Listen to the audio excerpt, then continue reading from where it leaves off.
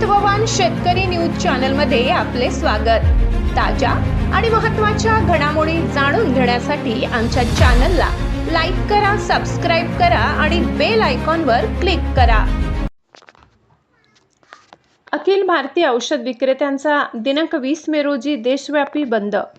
अखिल भारतीय औषध विक्रेता संघटना AIOCD बेकायदेशीर ऑनलाईन औषध विक्री तसेच कंपन्यांद्वारे व्यावसायिक स्पर्धेविरोधात दिनांक 20 मे रोजी औषध विक्रेत्यांचा बंद पुकारलाय। औषधी व्यवसाय हा ड्रग्ज अँड कॉस्मेटिक्स ॲक्ट 1940 व रूल 1945 अंतर्गत चालवला जातो। ऑनलाईन औषध विक्रीबाबत ड्रग्ज अँड कॉस्मेटिक ॲक्टमध्ये कोणतीही तरतूद नाही। केंद्र सरकारने इंटरनेटच्या माध्यमातून ऑनलाईन औषध विक्रीबाबत GSR 817E दिनांक 28/8/2018 अंतर्गत नोटिफिकेशन जारी केले होते, परंतु त्याचे अध्यादेश कायद्यात रूपांतरित झालेले नसल्यामुळे देशभरात सर्व प्रकारची बेकायदेशीर ऑनलाईन औषध विक्री सुरू आहे।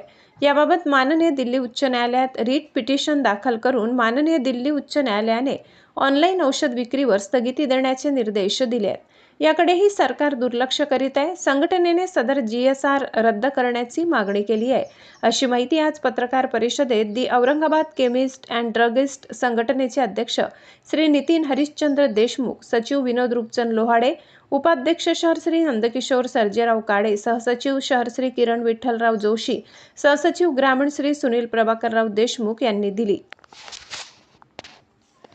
कोरोना काळात दिनांक 26/3/2020 नुसार सरकारने औषधांची होम डिलिव्हरी देण्याबाबत विशेष सूट केली होती। कोरोना संपून 5 वर्ष उलटल्यानंतर सदर नोटिफिकेशन कायमस्वरूपी रद्द करण्यात आलेले नाही।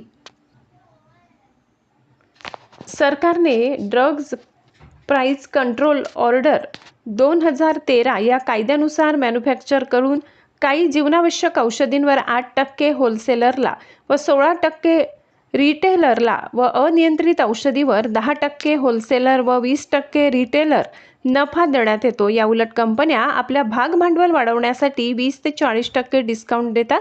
त्यामुळे संपूर्ण देशातील 12.50 लाख औषध विक्रेत्यांचा व्यवसाय धोक्यात येऊन बंद होण्याच्या मार्गावर आहे। त्यामुळे सरकारने ड्रग प्राइस कंट्रोल ऑर्डर 2013 अंतर्गत 16% नफा नियंत्रित केलेला नफा व्यवसाय टिकवून ठेवण्यासाठी तसेच औषध विक्रेत्यांना डॉक्टरांच्या औषधाऐवजी अन्य ब्रँड सबस्टिट्यूशन्स औषधी देण्याचा अधिकार दिल्यास औषध विक्रेते ही स्पर्धेला उत्तर देऊ शकणाऱ्या कंपन्यांसोबत लढा देऊ शकतील। नमस्कार, मी नितीन देशमुख, औरंगाबाद जिल्हा केमिस्ट अँड ड्रगिस्ट असोसिएशनचे प्रेसिडेंट म्हणून बोलतोय। आम्ही अखिल भारतीय औषध विक्रेत्यांचा 20 मे रोजी ऑनलाईनच्या विरोधात आणि कॉर्पोरेट डिस्काउंटच्या बाबतीत आणि स्पुरियस डुप्लिकेट औषधी या बाबतीत आम्ही बंद पुकारत आहोत। आमच्या मागण्या गेल्या 5 वर्षापासून आम्ही सरकारकडे मागण्या मागतोय, पण त्याला कुठेही दाद दिला जात नाही।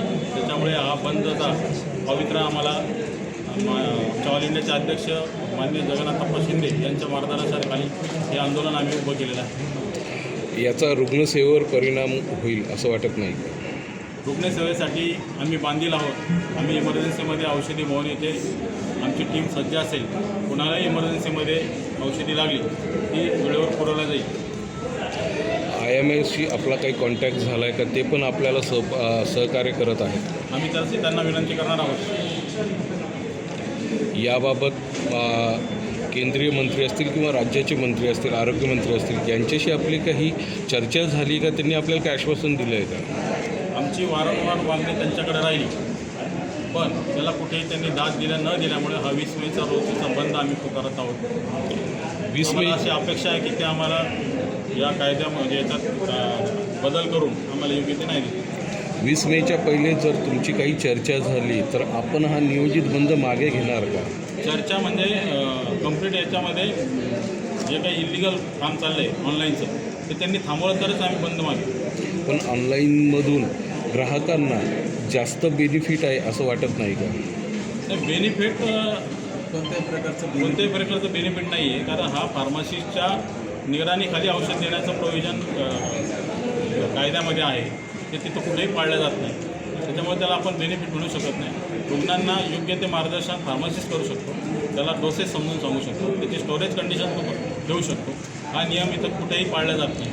आमचा हा प्रोफेशन जो आहे सेवा व्हावी आणि ते ज्या उद्देशाने येत आहे ते फक्त त्याच्यातून पैसे कमवण्यासाठी ते लोक येत आहेत. त्यांना याच्याशी रुग्णांची काही सेवा करण्याचा काही उद्देश नाही. छत्रपती संभाजीनगर मेडिकल हब झालं आहे, त्या दिवशी मेडिकल हब स्टॉप होईल असं वाटत नाही का? नाही, इमर्जन्सीमध्ये आम्ही आहोत.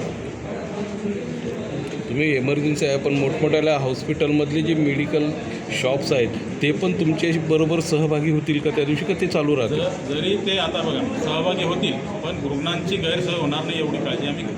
धन्यवाद.